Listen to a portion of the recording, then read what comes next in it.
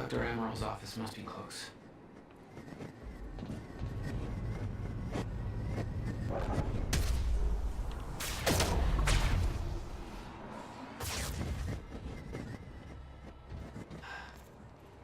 No alarms. Looks like nobody here knows about the mess I made on the way in.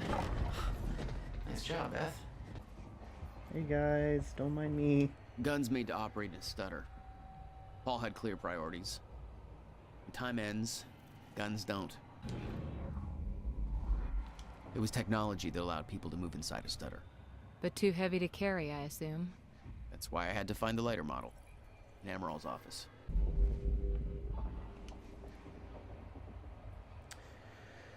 From Sophia, the time machine. Hello, I have just been informed that the time machine core we obtained from the university has reached Monarch HQ safely, and is currently being installed into the new time machine corridor system we have constructed here. As you know, the core of the time machine is the time machine. The corridor around it is merely the user interface. This means, of course, that once the installation work is complete, we have effectively moved the time machine from the university into the Monarch headquarters. That said, we don't intend to use it. Let me repeat that. There are no current plans to use the machine. We are not sure how safe it would be to use, given that its initial activation has caused a fracture. I personally believe that now that the core has been activated, further use would be safe, but make no mistake, this is a hypothesis, not a proven fact. We know that the machine taps into the universal Meyer-Joyce field, and somehow that connection has caused a fracture in the field, apparently because of a misconfiguration. We are looking into the specifics, but until we know for sure, it would be irresponsible to use the machine. However, having it in place gives us a degree of control. It allows us in an emergency to travel backwards, although we obviously can go no further than to the time of its activation last night, or forwards as might be required. Obviously, being fully secured at our building's restricted area on the top floor also means that nobody else can use the machine. I have to reiterate that the only person who may authorize the use of the time machine is Paul Serene. I do not have that authority. Martin Hatch does not have that authority. The only person who does is Mr. Serene. He takes this issue very seriously, and I strongly suggest that you do the same. Okay. Interesting. There's a lot of narratives in here. Hey guys, what you doing? Listen over here. Check out Burke's contacts. Who's he's working with? Brenner's. Oh my god, it's Brenner. Oh my gosh, what up, Brenner? Charlie. Whoa, it's Charlie's too. What? Oh wait, maybe this is where Fiona worked. Well, as far as the university thing goes, I can't really talk about that. I mean, yeah, obviously I know. I'm like the first person they talk to about something like that. But it's classified. I sure as hell wouldn't put that down in an email, so maybe you should just come down and talk to me. You know, if I was free to talk about it, which I'm obviously not. Bring food. Seriously, I can't talk about it. I don't even know how you know about it, but you should still bring me food. Not sausages. Don't make this weird. Jesus, Charlie, I can tell that you're a man of great sophistication. Did you major in smooth talk, or... Actually, hey, speaking of education, I heard rumors about that op coming up at the university. I know you know because you always know about that sort of stuff. It sounds pretty serious. What the hell's all that about? So I had a dream about you last night. It wasn't anything bad, don't worry, but it was pretty fucking weird. Let's just say that if you had a second mouth hidden under your arm that keeps on insisting that the international stock market's being controlled by the Pittsburgh Steelers, this would be a real good time to tell me.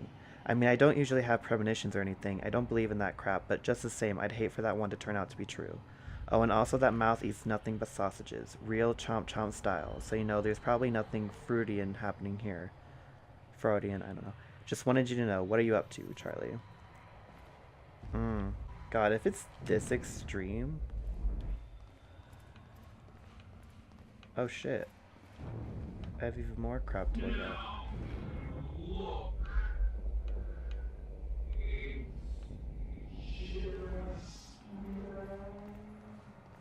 It's just math. LOL, dude. Oh god, I just knocked it all. Oh, I'm so sorry. It's kind of cute. What's over here? Joyce in custody. Our plans might actually overlap for once. I'm going to attempt to access Dr. Kim's lab tonight during the gala to find out if he knew about the countermeasure. I still think that's our strongest lead. However, if I get inside, I should be able to shut down some of the security measures from inside. The problem is that getting inside that lab might prove to be a long shot. Couldn't get a hold of Amaral's keycard, so I resorted to shameless flirting in order to find a means in. I'm going to the gala as Charlie Wincott's date in hopes that he can get me inside. That's if I can hold back from punching out the douche for that long. Consider this a test of restraint. I know that you think Jack... Oh god, I'm gonna I got too much saliva right now. I know that you think Jack is the key to obtaining the countermeasure, but the evidence is really stacking up that Dr. Kim knew something about the device. All of the research he did in that lab is classified. They're hiding something big in there. I'll let you know what I find. I'd warn you that your plan on the island sounds reckless, but I'm sure you're fully aware. Keep in mind that the minute Dr. Amaral goes missing, the entirety of Monarch is going to be hunting you down. She's the only thing keeping Serene alive. He won't let her go without a fight. Keep safe. Yeah, oops. I'm sure you noticed that things didn't go exactly according to plan at Ground Zero. Seems like a running theme tonight. Can't go into details now, but we found something that I believe is the key to retrieving the countermeasure. The solution is in sight, but we need to kidnap Sophia Amaral in order to get it to work. Okay, they're emailing about this? And I'm reading this? Jack gave himself up as part of a plan to get him inside, but I'm on my way to release him so he can get to Amaral. Poor man's Trojan horse. Desperate times, desperate measures. What's your status, and any update on the Dr. Kim lead? We may need your help from inside to pull this off. Any chance you can lower security in and around the R&D facility? October 9th, 6:32 p.m. Wait, this shit is going from down to up. What the hell? Oh, that pisses me off. I hate when they do that. I don't know why games do that. It's so fucking stupid. I just got word that Jack Joyce is in Monarch custody, walked right into the mansion on Gull Island and gave himself up. What the hell are you two up to? If you want my help from the inside, then I need to know what's going on. Okay, yeah, well, that's fucking great. See, I wasn't sure. I couldn't remember if it was this game. But it's like most games, you know, are smart and don't do that shit. Or at least they should have done it where it just, like, starts from the bottom. But whatever. It's so stupid. Okay, yeah, so let's start from the bottom. Oh, this is the only message? Okay, good. That makes it easier. This is from Martin. It appears we have been overtaken by events, and we have had to adjust our plans accordingly. As you are no doubt aware, we now have Jack Joyce in custody. He gave himself up earlier today. As Mr. Serene has a personal interest in Joyce and the information he might have, he will be interrogating him at the detention center on the island. Unfortunately, this means that Mr. Serene cannot be there for the speech he was scheduled to give at the gala event tonight, so I will have to stand in for him. I have some new security requirements pertaining to that, but I will discuss those with specific individuals in person. Furthermore, be aware that in addition to Joyce, we also have Liam Burke held at the detention center.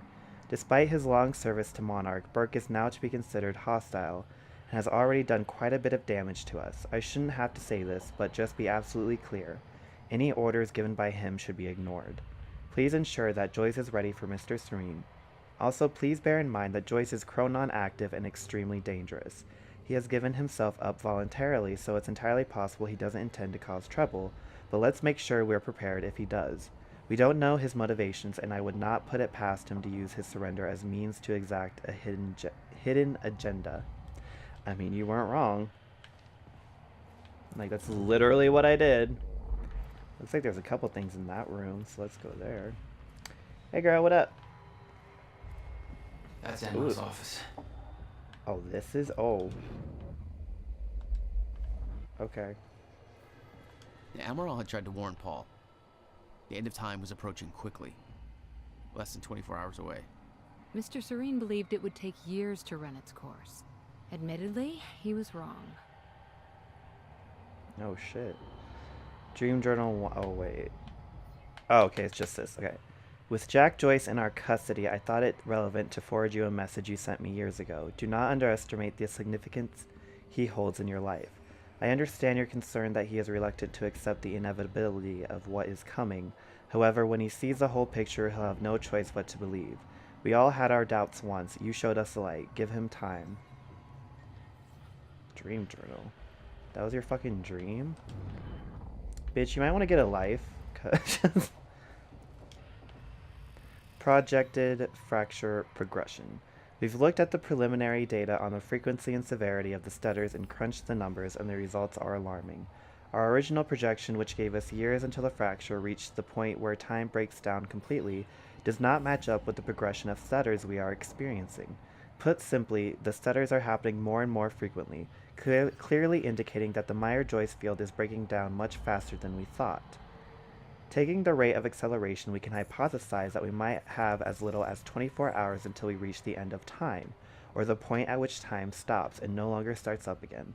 We do not know why the original projection was wrong and why that data, which we do consider reliable, coming as it does from Mr. Serene, seems to entirely contradict our current findings. Regardless, the main issue seems clear. In order to achieve Monarch Solutions' stated goals, the lifeboat protocol should be activated ASAP. That there looks like what Beth wanted. Oh, shit. Emerald's at the party. Stutter Yeah. won't last. I better find a way out of here and get to the party. Yeah. Coronon disrupted wave function subjects, aka shifters. Side 1. Much of what we know about the shifters is theoretical. Oh, wait. Okay, doesn't matter. Theoretical based on observations made by Mr. Serene and the limited experimentation we have been able to conduct on the only subject we have managed to capture. They do not seem to have a stable physical presence. Rather, the data we are gathering appears to be fragmented and contradictory, as if there were countless versions of the subject occupying the same space. A current theory is that they somehow exist in a persistent state of quantum superposition, or to put it in another way, with reference to the famous Schrodinger's cat thought experiment. The cat is both alive and dead at the same time. The full mechanics and implications of this exceed our current understandings, but on a practical level it seems to make them highly resistant to injury. It appears that even if the shifter encounters deadly force, it may kill one of its aspects, but because it exists as multiple iterations of itself, including iterations that were not killed by the force, it doesn't stop. Current theory suggests that the only way to stop a shifter is to cause its wave function to collapse from the superposition to a single eigenstate. In practical terms, the shifter must be affected with deadly force enough times for it to run out of healthy versions of itself. As such, direct confrontation with a shifter should be a last resort. Contact with a shifter is extremely dangerous. We know that they are essentially mobile repositories of vast amounts of chronon particles and that they can only exist in a zero state, an area which has been depleted of chronon particles, typically by a fault in the Meyer-Joyce field that encompasses the universe. Colloquially, we refer to these as stutters in time. We also know that shifters are hostile to any source of chronon particles other than themselves within stutters, so any chronon-active individual within a stutter may find themselves targeted by shifters, oh god, like us. It appears that movement in stutters, by which we mean the very movement of particles within the space in which time flows, not merely the movement of an individual, disturbs them, and they respond with considerable aggression. I'm kind of scared, because everything is like pretty much foreshadowing that we're going to meet a shifter and have to fight one, because we've been learning a lot about shifters. As discussed previously, shifters are extremely resistant to damage. They are also quite physically formidable, but their biggest threat is the distortion field around them. Its exact nature is unknown, but we know it warps the properties of the space surrounding them, exerting great physical stress and unpredictable forces on its surroundings. Again, in practical terms, close proximity to a shifter may be fatal even if no actual physical contact takes place. Shit. Slide 3. The stutter-proofing technology Monarch Solutions has advanced to offer solid protection against shifters. Time flows normally within a stutter-proofed area, so shifters simply cannot exist within them. Therefore, as long as stutter-proofing remains active, shifters are not a problem. However, stutter-proofing of large outside areas is not feasible. Given our chronon particle budget, So we have developed other technology to defend against shifters, the chronon dampeners. A chronon dampener works by annihilating free-floating chronon particles within a specified area. As shifters' forms are hypersaturated with chronon particles, they cannot enter an area in which a chronon dampener is active without their wave function collapsing. Therefore, our operatives in the field have a solid portable defense against shifters. Our own technology is shielded against the dampener's effects, so activities in stutters undertaken by our strikers and other operatives are not hindered. However, as an unfortunate side effect, the dampeners have a crippling effect on individuals who are chronon active without the aid of technology. Accordingly, should Mr. Serene be present, you should always make him aware of your intentions before activating a dampener.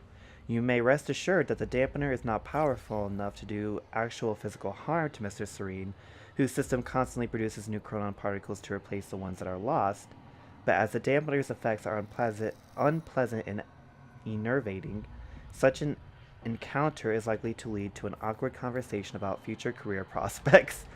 Okay. It's no exaggeration to say that the Chronon Field Regulator, or the CFR, is at the heart of all Monarch's technological advances. It has taken on a somewhat mythical quality, given its origins and the vital role it plays in the Lifeboat project, but in actuality, the CFR's applications are very practical. That's not to say the CFR hasn't had a course-altering impact on the work Monarch Solutions does.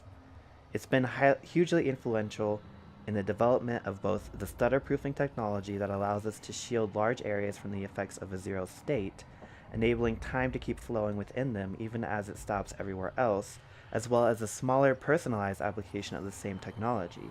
The portable chronon harnesses that allow our soldiers and technicians to operate freely within stutters. We think of Dr. Henry Kim as the father of all this technology, and deservedly so. But for all of his brilliance, it was his dedication to uncovering the secrets of the CFR that allowed him to make the breakthroughs. Despite Dr. Kim's hard work, the CFR's functionality is still not fully understood, and we have not been able to replicate the device. Having more than one of them would obviously be greatly advantageous to us, but we find ourselves in a precarious position where in order to fully investigate it, we would have to take it apart. Given its immense power, such an undertaking would pose obvious risks. Perhaps even more importantly, there's no guarantee that we would be able to put it back together again. Given that it's vital to the implementation of the Lifeboat protocol, it's our policy to leave it intact. We do know, however, that the CFR can not only store an immense amount of chronon particles, it can also tap into the Meyer-Joyce field and with great precision manipulate it. It's this unique ability that our own chronon technology replicates, albeit at far less control and efficiency. It's also what makes the Lifeboat protocol a reality. By itself, our stutter-proofing technology is powerful and reliable, but its rate of chronon particle consumption is high, and it increases at an alarming rate as we widen the volume of space the stutter-proofing covers. This would, on the face of it, make the stutter-proofing a very temporary solution indeed, one that could perhaps buy us some subjective weeks once we enter a permanent zero state, but which would ultimately only delay the inevitable. However, the CFR changes all of that. When the permanent stutterproofing installed on the lifeboat, indeed the very stutterproofing that makes the lifeboat in the first place, is directed by the CFR, the system becomes vastly more efficient.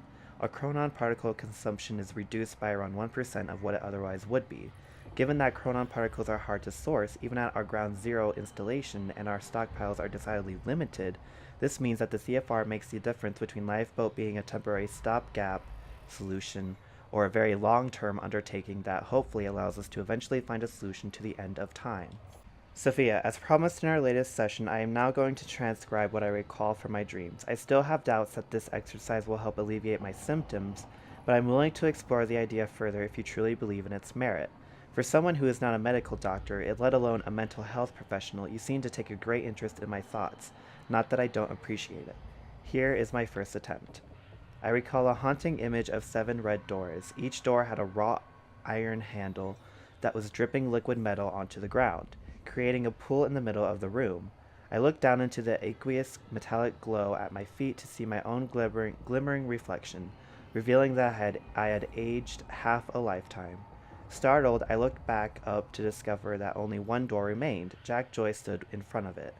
The heat in the room was overwhelming. Jack was sweating profusely, his skin red and peeling open. He begged me to take him back home, but there was no door leading home. I opened the only door left and entered, discovering that we were back in the same room we had just exited. He refused to come to terms with this and opened the door again. I followed him over and over as he desperately opened the doors, forever leading us back to where we started.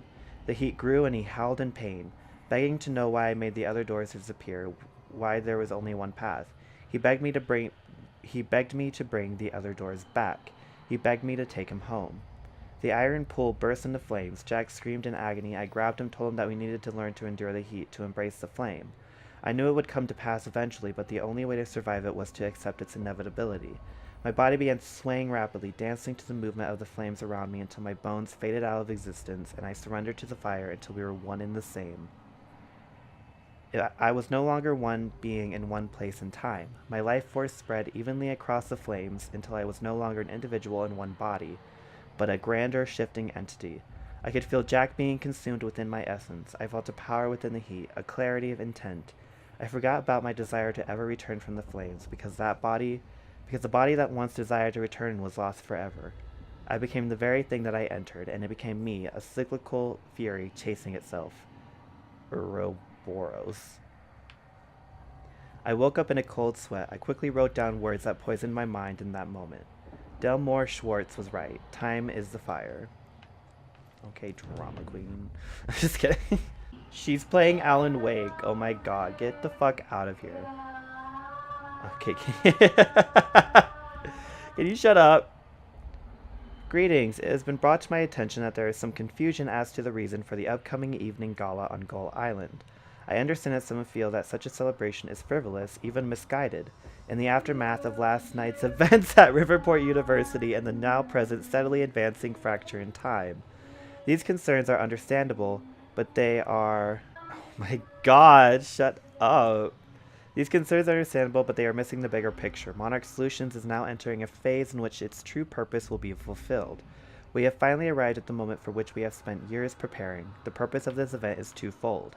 First of all, for those selected to be a part of the Lifeboat Project as scientists, technicians, support personnel, or in some other role, it will be important to see and hear Paul Serene. Continued confidence in the survival program is vital for the continued survival of Monarch and ultimately the human race itself. This is particularly important given recent events. We need to present a desirable and reassuring counterpoint to the sacrifices we've had to make. Naturally, not everybody at the party will be among the chosen few, so a certain degree of informational hygiene will be required. I trust you will ensure that those reporting to you are informed precisely to the degree necessary. Secondly, for all of our autonomy and vast resources, Monarch is not functionally independent from the rest of society. In order for our plans to succeed, we will need the support and cooperation of the authorities and numerous business partners, even though they don't know our true goals. A demonstration of power and confidence, as well as certain judicious investments of currency and influence, will go a long way towards securing that support. Our PR blitz has been working well, but in order to maintain momentum, we must maintain an amicable relationship with Riverport's leadership. Our entire approach is based on the idea of Monarch stepping in to assist the authorities and being welcomed by citizens and city administration alike. Should the latter suddenly declare Monarch's help unwanted or unsanctioned, our entire strategy could collapse in just a few hours. That would be disastrous to our plans. In conclusion, this is a tremendously important event for the future of Monarch Solutions and for the future itself. If there are any questions, please don't hesitate to contact me, Martin Hatch. So there's one more. Oops. There's one more.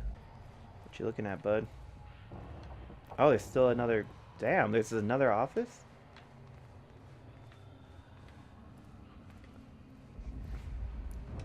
Oh, but there's nothing in here.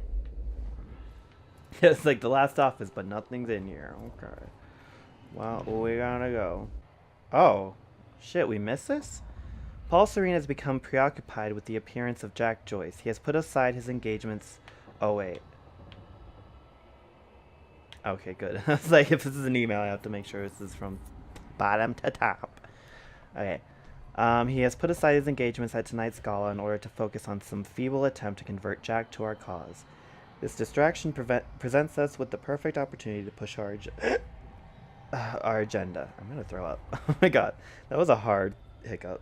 Tonight we send Monarch into a state of chaos. Tonight we ensure Paul Serene's downfall. Whoa! I have managed to convince Paul to allow me to deliver the gala speech on his behalf, creating the perfect cover. Steps are as follows. Oh, so that was a pre-recording of the shooting. That's probably why no one was screaming. Or maybe that was like a test. I don't know. I was gonna say, usually if there's a shooting within a full room, people are gonna start screaming. Step 1, gala shooting. I will be delivering Paul's speech at the gala very soon. I have arranged for an inside resource to fire shots in my direction from a vantage point halfway through the speech, narrowly missing me on stage. This will throw the gala into pandemonium and destabilize Monarch to a point where Paul's authority and control of the situation will be called into question. More immediately, it will force Monarch to initiate security measures that will lead to Sophia Amaral being locked into the nearby Monarch villa for her protection. Oh shit. Drone sabotage. Stetson will recalibrate drone A7's flight pattern and cause it to crash directly into the villa, killing Sophia Amaral. Yeah, okay, I knew that. And therefore removing Paul Serene's only means of developing the treatments necessary for his sickness. Holy shit. Treatment lab demolition. In the aftermath of Amaral's death, I will head on investigation that will allow me to gain access to Dr. Kim's lab, where the entirety of Paul's treatments are kept. Demolition charges will be planted and every single treatment will be destroyed. With no further treatments forthcoming, Paul will be rendered helpless. With the stutters happening more and more often, I predict that Paul's sickness will take hold within 6 hours of these events. Only then will we make our final move. Jesus Christ. Okay. Yeah, we need to get out now, because they're trying to kill Dr. Quite Amaral. Expensive piece of tech you stole. Bill me. I knew Beth's cover wouldn't last long. Had to get it to her at the party before it was too late. It might be too late. They're trying to kill Dr. Amaral. I mean, the drone was still there, so actually maybe not. Oh. Whoa, this is a new area. Where am I supposed to go? I'm supposed to go over there? Okay, well no, we need to do some research. I'm very concerned right now. The lifeboat presentation. Located at Monarch HQ, access sealed until activated. Completely stutter-proofed, maintained with chronon particles sourced from ground zero. Particle flow directed by the CFR. Twofold purpose. Guarantee survival of human race, find a way to restart time. Limited capacity, personnel chosen based on vital skills. Complete discretion required. Note. Change of plans. Mr. H will give the LB activation prep speech instead of Mr. S. S will interrogate Joyce. Okay, wow. Oh, we're in a new area now. We got 7 different... Okay. I'm very concerned right now. I don't like this. What was the question? Oh, dude. Come on, you're at work. Adventurous religious singles dating website. Religious singles, pure thrills for the pure of heart. Find your soulmate. Meet the one he meant for you. Abstain together. Enjoy the tension. There is room for all in the closet of the Lord. Jesus Christ. Okay. Paul. The time machine core has successfully been transported to the HQ and installed in the Monarch time machine frame on the top floor of the tower. The crew is getting restless. They really need some insight into the next steps. I understand the details of your plan remain confidential for a reason, but any information you can give us would be extremely helpful. Kara. Kara, thank you for the update. We do not require the time machine to be activated in the near future, but from this point forward, I want technicians on standby. Our plan requires absolute control. That is what the machine represents. More than anything, we want to protect the machine from falling into the hands of our enemies. We had to deny them the opportunity to disrupt our plans. We may not be able to change the past, but if my travels have proven anything, it's that the past can help us better prepare for the steps to come. Those steps will be made clear to you very soon. Paul Certain. Okay. This is the longest fucking stutter I've ever been stuck in. Garage. Sounds like the way out of this place.